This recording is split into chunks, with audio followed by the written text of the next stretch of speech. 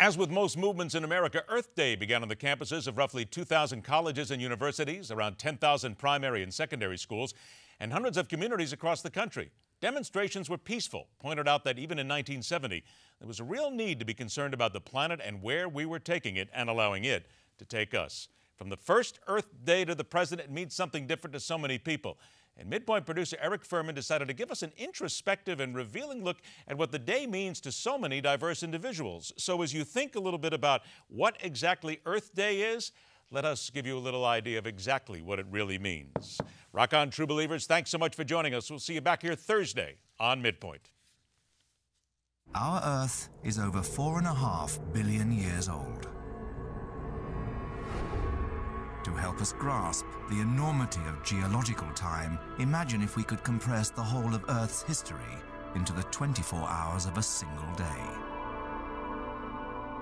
As we turn the clock backwards from midnight, we find that the first humans walked the Earth at just 30 seconds before midnight. In the years leading up to that first Earth Day, many Americans became concerned about what they saw as unchecked air and water pollution and the destruction of forests and other ecosystems. The 1,000-foot supertanker Exxon Valdez ran aground on a reef in Prince William Sound in Alaska. Within hours, 11 million gallons of crude oil had leaked into the sea, spreading a thick, gluey sludge along some of the world's finest coastline. The destruction caused to the fishing industry and wildlife in the area was enormous. Exxon said they would make us well. Their mouth was moving. If you'd been around, you knew they were lying. I'm glad to report all beaches and waters are open for everyone to enjoy. And the economy is showing progress, with many areas on the Gulf Coast having their best tourism seasons in years. Shouldn't you have had more capacity on the surface to store the oil that could have been collected by the top hat than you did? Well, you know, we found ourselves with the situation we had, and all we could do was assemble the equipment and the capabilities that were available on the day. We concluded that there is no easy way to clean up an oil spill, but the best thing is to prevent them from ever happening. I agree. And the greatest arrogance of all, save the planet. What? Are these people kidding me? Save the planet? We don't even know how to take care of ourselves yet.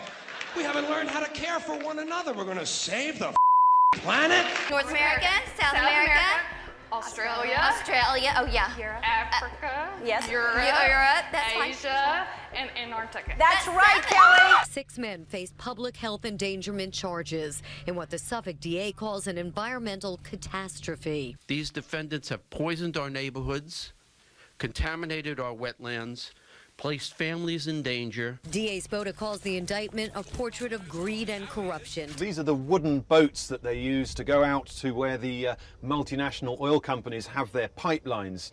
The men then break into the pipeline and steal the oil, putting it into barrels. What the people here are telling me is that when the Joint Task Force come along, they simply ask for a cut of the produce, and they'll take roughly 20%. We're going green. We're going green. We're gonna take care of the earth. We're going green. It's amazing to me how upset so many people are, and how many billions of dollars apparently our governments are going to spend of our tax dollars to combat something that isn't real. Remember, global warming is just a theory, like evolution or the metric system.